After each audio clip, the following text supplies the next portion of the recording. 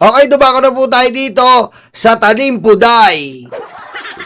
Tanim puday, tanim puday, nagtanim ng puday, ayon na huli kam. Tanim puday, tanim puday, nagtanim ng puday na huli kam.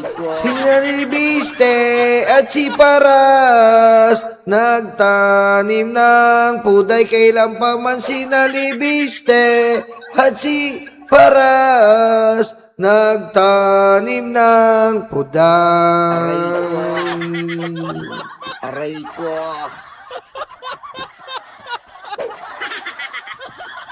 Aray ko.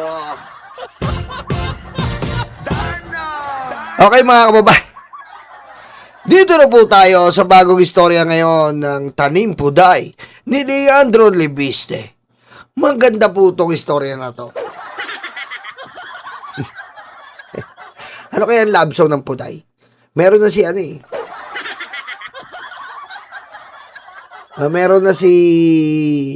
meron na tayong love song kay Defensor eh. Paano kaya kay Libiste? Mamaya isipin natin. Aray ko. Isipin natin. Di pa pumapasok. Sabi si dating Presidential Political Advisor Jing Paras sa planong i-set up si Executive Secretary Ralph Recto sa haba.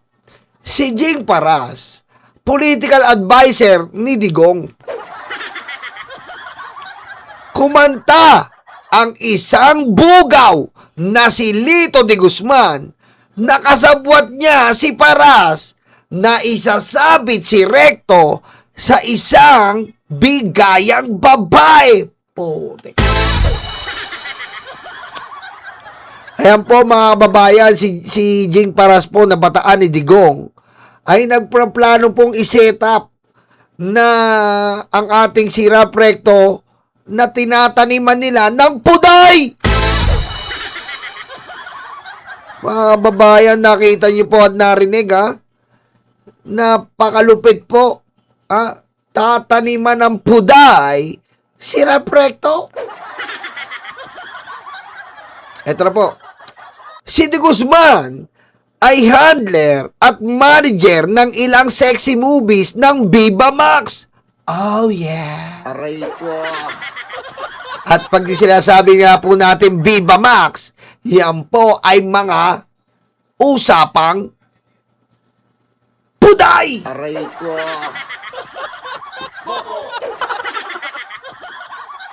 Diba? Eto na po. May mga malalaking negosyante, politiko, at mga kilalang tao ang suki ni De Guzman.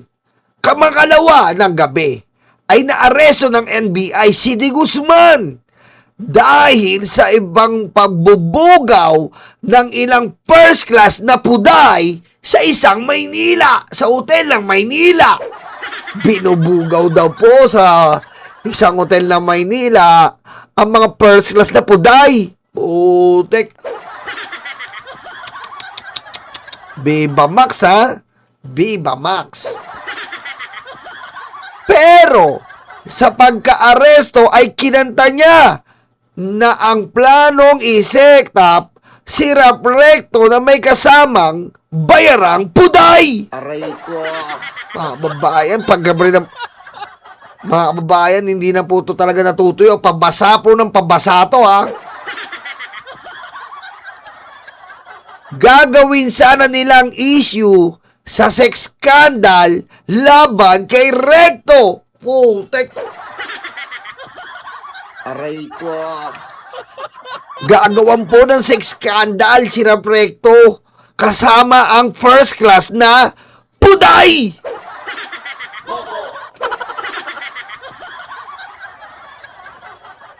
Sa investigasyon ng NBI, ikinanta ni De Guzman na kasama sa plano si Paras at ang magbabayad ng babae ay si Batangas First District Representative Leandro Lepeste.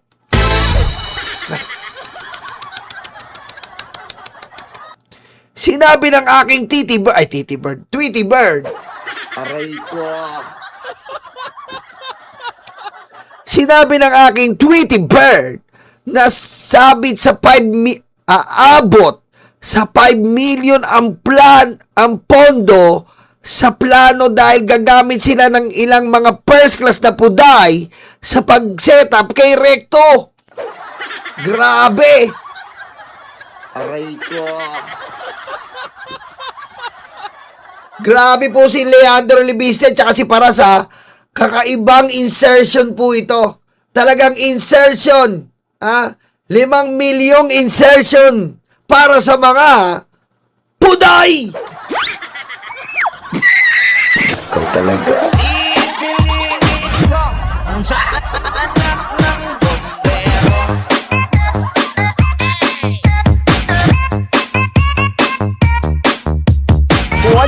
Guo Jia, 出席Xi Jinping。 At eto pong malupit. Pinabura po ni Leandro Lepeste. Marami silang troll farm eh. So nireport po ang post na yon ni Ramon Tulfo. Dapat imbestigahan sinong nagpabura ng post sa aking FB page kung saan ko sana dating Presidential Advisor Jing Paras at Lepeste ay nagsagawa ng Oplan Puday. Ayan po yung, tawagin na lang po natin sa Oplan Puday.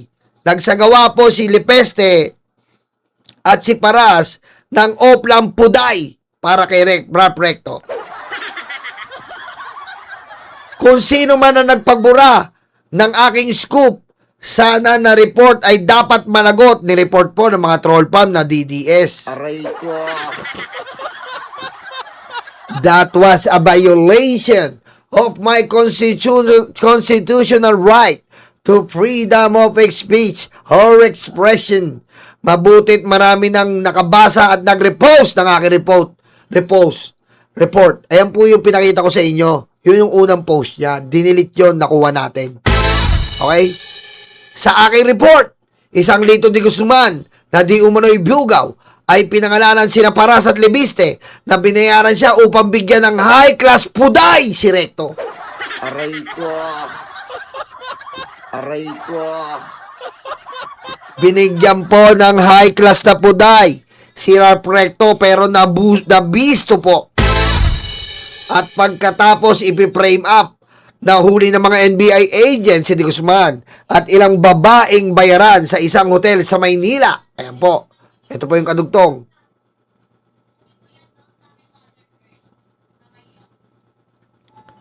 Na ireregalo daw sana kay Recto. Kung sino man ang nagbura o nagpabura ay may kakayahan sa digital man na manipulin ang mga post sa Facebook at ibang platform. Walang nilabag yung report ko sa community standards na Meta na magiging dahilan upang delete ito. Yan po mga babayan. Masyadong masangsang po ang balitang ito. Umaalingasaw po ang balitang ito. Aray ko. At sa pagkaalingasaw po ng masangsang na balita na to, na akalain nyo po nagkaroon po tayo ng tanim puday na hindi po natuloy. Babayan, isipin nyo, isa kang politiko, wala kang ginawa kundi manira ng tao. Masyadong mapanghe, tama ka George Tapia, mapanghe ang balitang ito.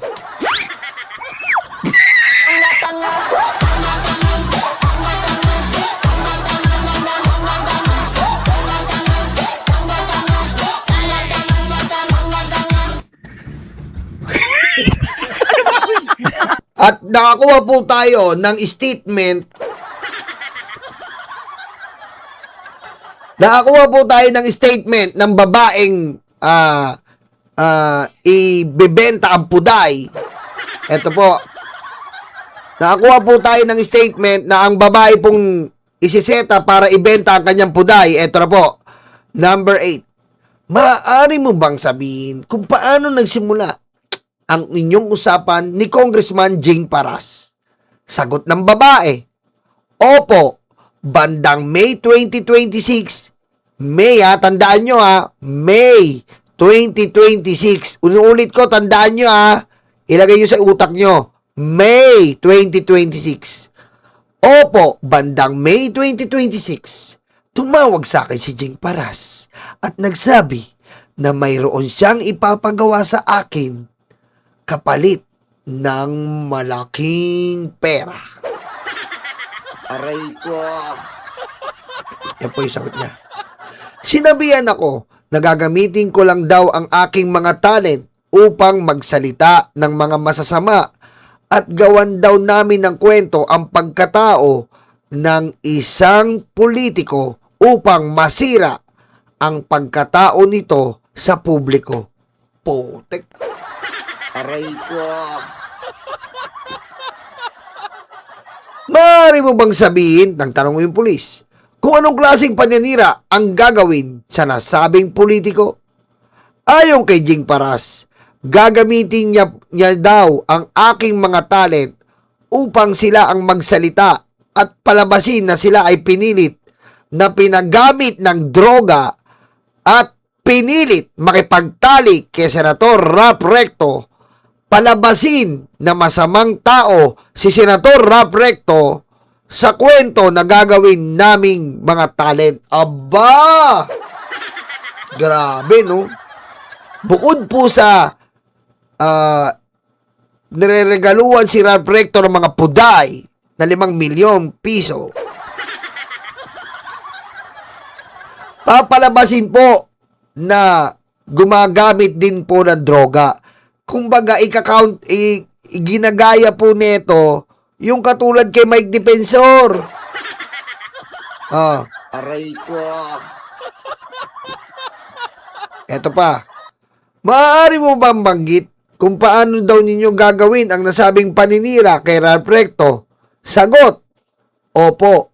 Ayon kay Kong Gis Paras, gagawa kami ng complaint affidavit ang aking mga talent at ito ay aming isusumiti o file sa Fiscal's Office at pagkatapos daw ay magpapapress con kami upang isa publiko ang nagsabing pagsampa ng kaso kay Ralph Recto. Pusang Aray ko. grabe, no? Desperado, no?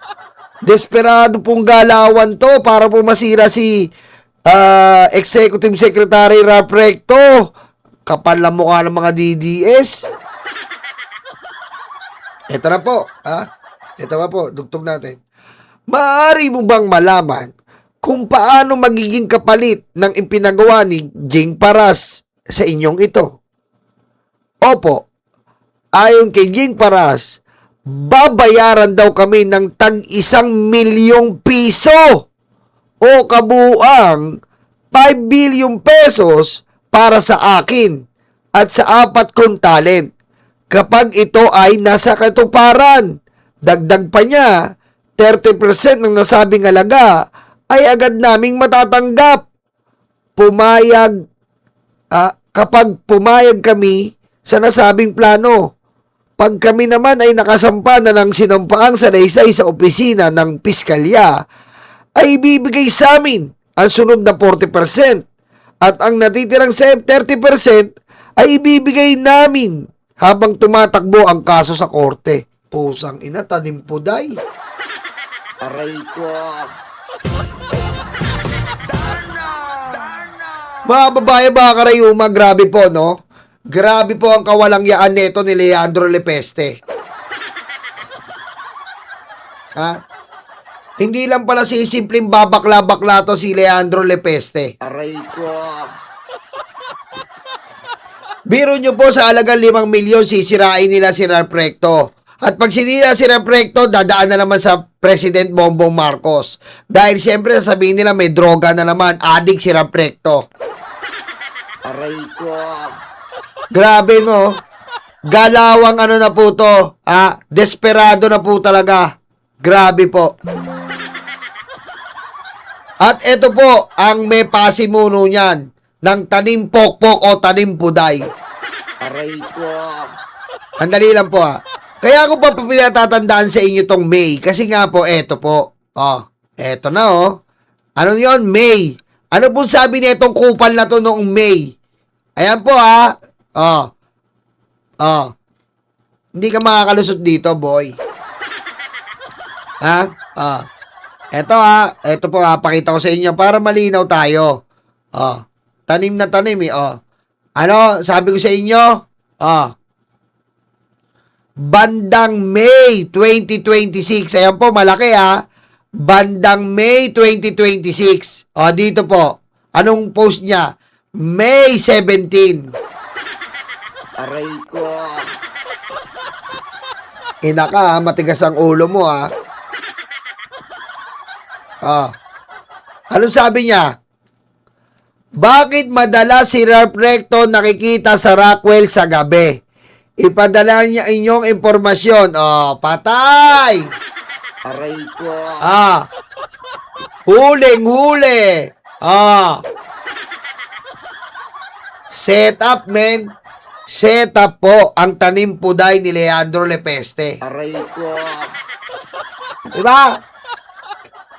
Sinasabi niya para, oh, laging si, laging nasa Rockwell. Tapos, doon po nila gaganapin ang pagkikita ni Ralph Recto, di ba? Doon nila gaganapin ang pagkikita ni Ralph Recto at ang mga puday. Aray ko. Ha? Booking! Kaya wala po akong katiwa-tiwala sa Becky na to, na si Leandro Lepeste. Wala po akong katiwa-tiwala nito. Gusto po nila kasi sirahin si Ralph Recto sapagkat maidudugtong kaagad kay BBM. Pangalawa, sapagkat gusto po nito mga Ligarda, Lebiste, na sila po ang magare sa Batangas. Aray ko.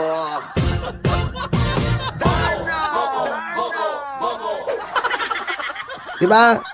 Gusto nila sila ang magari sa Batangas, kundi ba naman nuknukan ng kakupalan yan. Anong klase ka? Ha? Buti na lang katulad ko si Ralph Recto.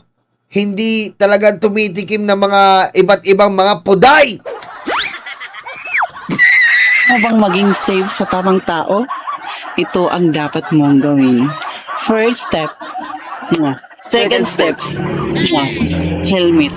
Mwah. Mwah. Sabi nanay ko, hotdog, yung binili mo potlong, tapos nagreklamo nanay ko, nagalit ka? Aray ko. Diba? Grabe po, no? Isiniset up nila si Ralph Recto. Wala po talaga akong tiwala dito kay Lepeste. Marami po talagang katarantaduhan tong bata na to. Puro katarantaduhan po tong bata na to. Kaya dapat po makulong po ito talaga eh. Sa solar pa lang po, ha? Sa solar pa lang po, ginago na po tayo nito. Sorry po sa word ha. Pusang ina po.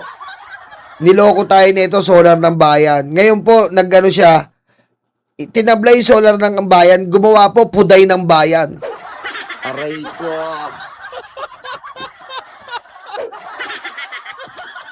Diba? Nagkaroon po siya ngayon puday ng bayan ang tinatag. Biro nyo para lang masira isang tao, no? Gagas, ewan ko lang, marami kasing pera to eh, dahil na nabudol tayo sa solar energy. Ewan ko lang ngayon pag nakulong ko sa plenderitis mo. Aray ko. Ha? Aray ko. Pag nakulong ka sa plenderitis mo, hayop ka, Lepeste ka.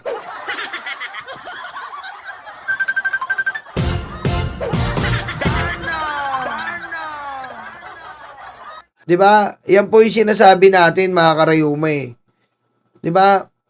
O, kita mo, nakakarma kayo. Parang yung mga mga Duterte, nakakarma na.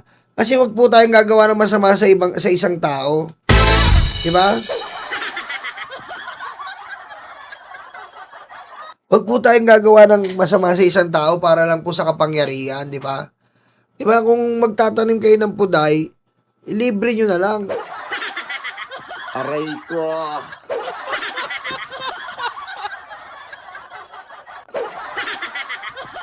Di ba? Di ba? Viva Max pala yan eh.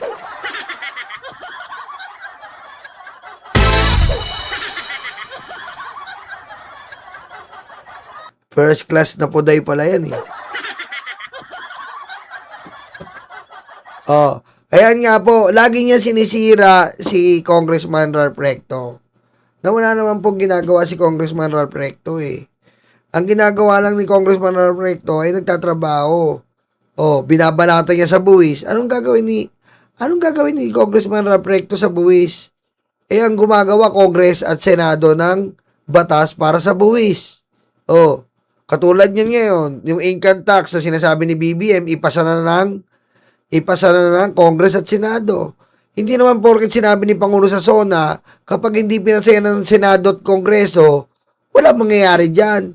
Eh siya sinisisi niya si Ralph Recto, yung pala, gusto lang nilang pamunuan niyang Batangas dahil hiyang-hiya na sila sa katarantaduhan nilang ginawa nila sa sambayan ng Pilipino sa nasyonal. Diba? Totoo yan. What goes around comes around. Diba? Totoo yan. Your Filipina page. Diba? Grabe. Ano ba maganda sa Tanim Puday na kanta? Iniisip ko kanina pa eh.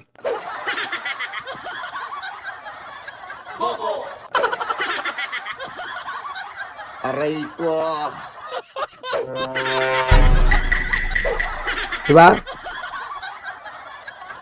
Pag merong kaso yan, buksan na rin ang bank account, dapat pa-freeze. Oh, totoo yan, Dream Team. Dapat pabuksan na ang bank account nito. Tama yan. Tama, pabuksan ang bank account. Ang lamang pinera nito, 10 billion po ang involved, ha? 10 billion po ang involved. Diyan po sa solar. Kaya po kung magtanim siya ng puday, galon-galon na lang. Diba?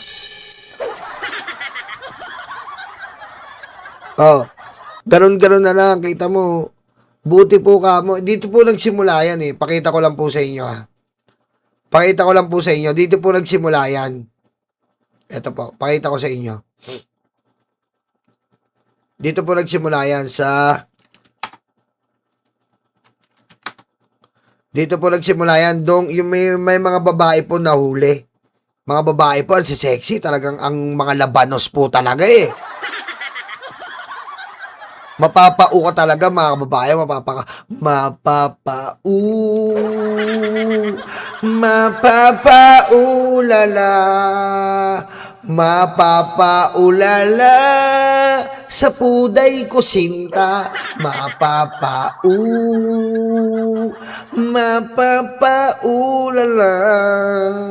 Mapapaulala sa puday ko. Dong sindikatong tong higiti sindikatong. Aray ko. Asan na ba yun? Andito po yun eh. Tandali lang po ha. Pagtsagaan po natin habang hinahanap natin yung nahuling puday. Para yung pinakita ko po sa inyo na kasi, ano na yun, desisyon na yun nung nahuli na. Andito lang yan eh. Mapapaulala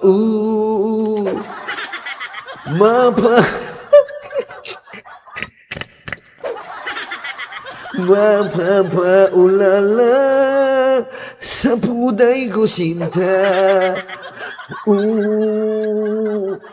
Mapapaulala. Mapapaulala sa puday ko. Aray ko. Dong sindikatong. Sana pala? Andito lang yan eh. Asa na ba? Naka-blurred yan eh. Naka-blurred. Nakita ko yun eh. Saan na ba yun?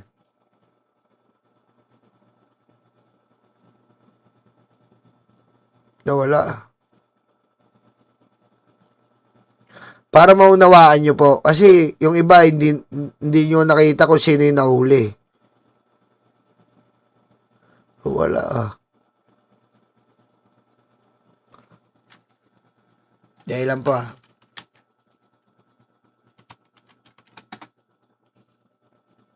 Yan.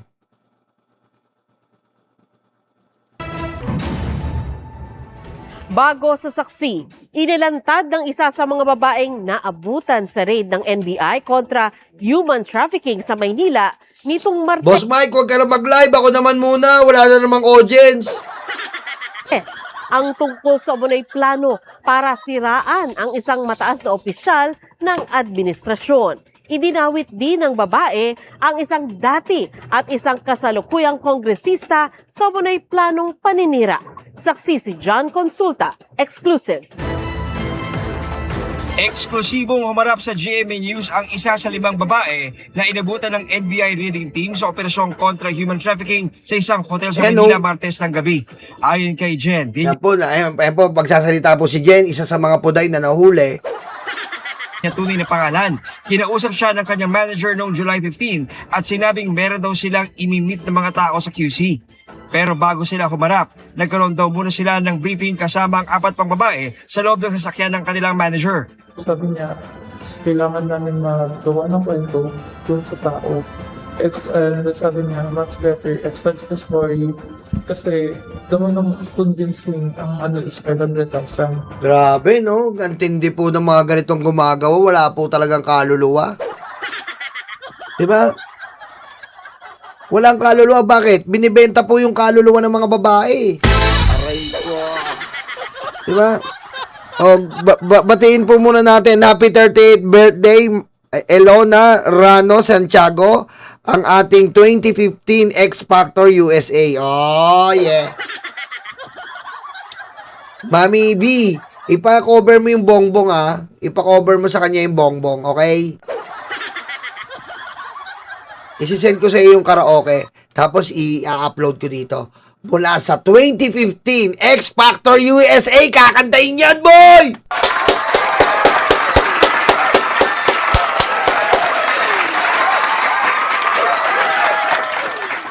Abangan nyo po yan, ha?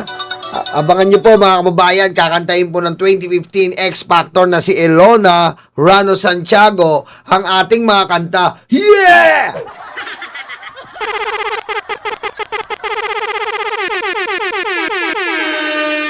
Shoutout kay Mami V at Daddy Joe dyan sa ibang bansa. At syempre, happy birthday, ha. Elona, gawin mo na, Elona. Cover mo na yung, ano natin, bongbong, tsaka yung maya naman kayo. Please.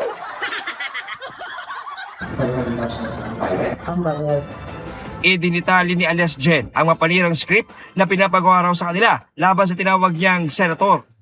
Sabi niya, well, ang kailangan nilang sabihin is binubuk nila kayo, binubuk ka ni Senator, tapos magsisex kayo, tapos magtitake kayo ng drugs, which is Putik, no? Ang sabi po, magsisex kayo at magtitake kayo ng drugs. Aray ko. Grabe, no? Yung mga ganyang bagay, kapag wala si Senator Ralph Recto, nandito po si Nyolo.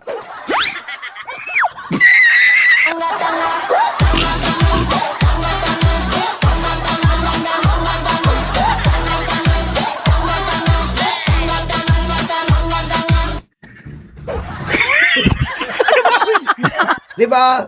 Kapag hindi available si Ralph Recto, busy yan eh. Ako naman, on call lang ako dito. Pwede naman ako eh. Aray ko. Kahit anong paggawa niyo, pariwara na buhay ko eh. Aray ko. Kahit anong paggawa niyo sa akin sa mga babae na yan, pariwara na buhay ko eh. Aray ko. And it's such a story, make it realistic. Kasi 500,000. Ang senator daw na tinutukoy niyang gagawan nila ng kwento ang dating senador at ngayon ay Executive Secretary Ralph Recto. At ang umano'y kausap ng manager niya para gumawa ng kwento, si Batangas 1st District Representative Leandro Libis. Pusang ina mo, Libiste, napakawalang niya mo talagang hayop kang bata ka. Bata ka pa, babakla-bakla ka na nga, ayaw mo umayos eh. Aray ko.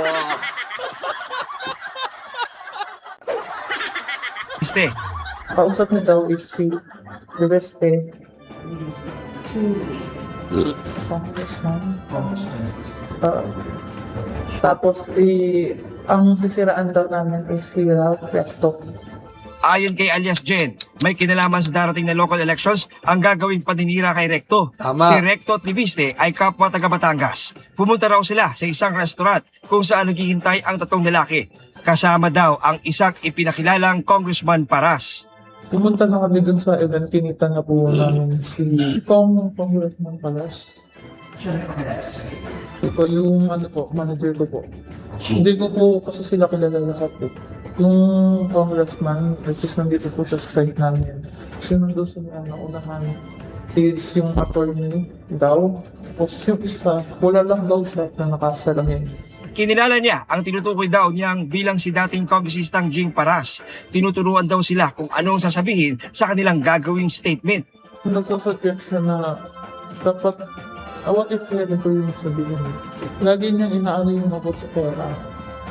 At siguro pwede natin gawin is para magamit natin sa ano kung yung ginagamit ko yung pera ng bayan.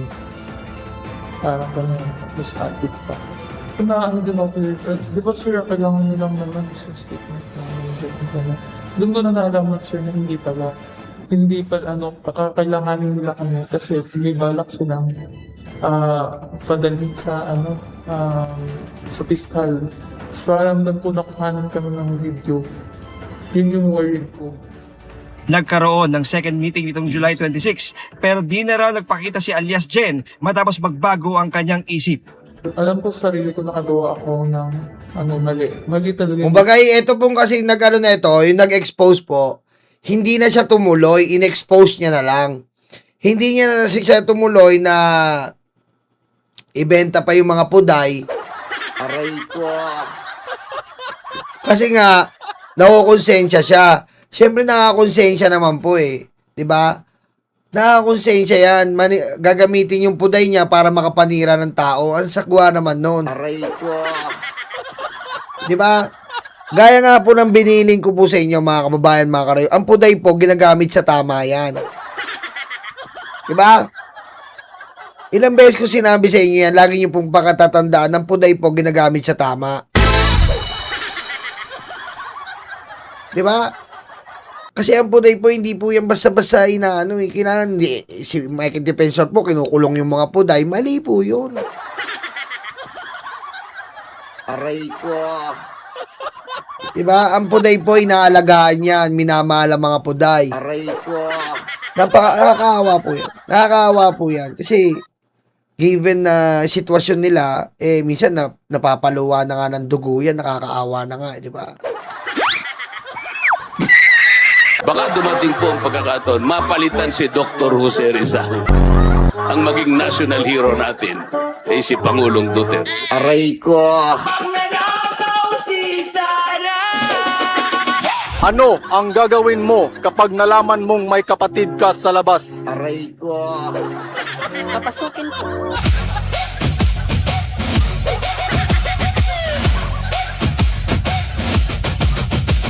Basta ako, mga kababayan, ako kaisa nyo ako, kaisa po ako ng Federasyon ng mga Puday ng Pilipinas. Kaisa nyo ako na nagbibigay po respeto para sa kanila. Respetuhin po natin sila. Respetuhin po natin. Okay? Bigyan natin sila ng respeto. Kasi po, tunay yung mga sinabi ko. Puro gawa-gawa lang. Putos lang din. Lumabas man yung video na ever na makuha nila, at least malinis po yung video nyo may puro kasi na yung video yung tunay. Opo. Sa huli, may mensahe si alias Jen kay Secretary Recto. Sorry, kasi wala sir, dahil naman yung kailangan. Ang hirap kumita ng pera ngayon, tapos ang dami ko pang problema. Alias Jen, kung talagang nangangailangan, i-PM mo ako. Alias Jen, i-PM mo nga ako. Nagtayo na kami nila, nagtayo na kami ng mga bengador ng Federasyon ng mga Single Mommies Akong bahala sa'yo, ha? I-PM mo ako. Pag-usapan natin yan. Dapat di kayo pinapabayaan Aray ko. Pag-usapan natin yan, okay? I-PM mo ako. I-PM mo lang ako, ha? Sa Nyolo page ko. Ako bahala sa'yo. I-PM mo ako. Pag-usapan natin yan. Dapat di pinapabayaan po nga to eh. Aray ko. Kasi may mga, ewan ko sir, kung mali na ako magtutuwa. Basta ang alam ko, di talaga ako sir. Hinihingan pa namin ng pahayag sa rekto. Sinusubukan pa rin namin makuha ang panig ni na Congressman Leandro Leviste at dating Congressman Jing Paras. Pero sa isang Facebook post, sinabi ni Leviste na wala raw siyang kinalaman sa tila pambababae ng isang mataas na opisyal ng gobyerno. Nagbigay na ng pahayag si alias Jen sa NBI kaugnay sa kanyang mga nilahad sa GMA News. Tuloy-tuloy naman ang pag-iimbestiga ng NBI at inaalam daw kung may iba pang target sa umano'y tangkang paninira. Ako si John Consulta, ang inyong saksi. O, yan po mga kababuyan, si alias, kababuyan. Ayan po mga kababuyan, si, kababuyan. Aray ko. Ayan po mga kababayan, mga karayuma. Ayan po si alias Jen, na hindi po natuloy ang pagbebenta ng kanyang puday dahil po naharang po ng NBI dahil po ang puday niya ay talagang niyang ipinagkait po dahil gagamitin po sa masamang paraan. Ano po ang moral lesson natin dito? Mga babae, mga karayuma, ang moral lesson po natin dito, huwag po tayo magbebenta ng ating puday sa masamang paraan. Gamitin po natin sa tama. Di ba? Kasi po, tandaan po natin ang sinabi ng ating Dr. Jose Rizal. Di ba? Ang pag-asa, ang kabataan ay pag-asa ng bayan. Saan po ba nagdagaling ang kabataan?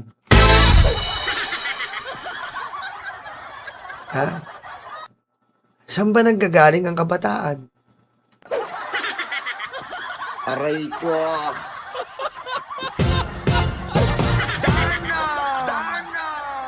Diba? Ingatan po natin ang pinanggalingan ng kabataan. Dahil wala pong kabataan kung wala pong pinanggalingan. Kaya po ako naniniwala, hindi lang po ang kabataan ang pag-asa ng bayan. Ang moral lesson for today, ang puday ay isa na rin pong pag-asa ng bayan.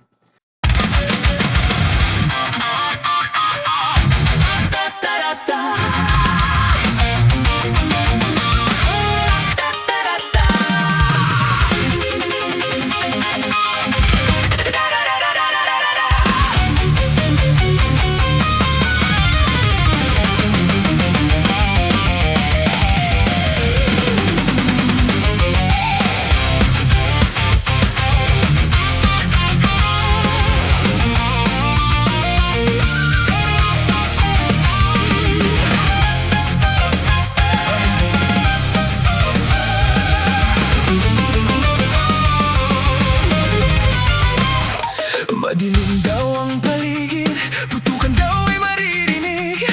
Takot sa kanilang mata, ikaw ay madadala. Huwag kang palinlang kaibigan, hudas na 13 yan. Sinira nila ang Senado, sobrang ganit mga ito. Hindi nyo na maloloko mga Pilipino. Gising na gising kami sa kabobohan nyo. Di bumenta ang pelikula, pati ang drama. Sa sobrang kapal ng mukha, nangungumusta pa. Hindi nyo na maloloko mga Pilipino. Gising na gising kami sa kabobohan nyo. Di bumenta ang pelikula, pati ang drama. Sa sobrang kapal ng mukha, nangungumusta pa. May kas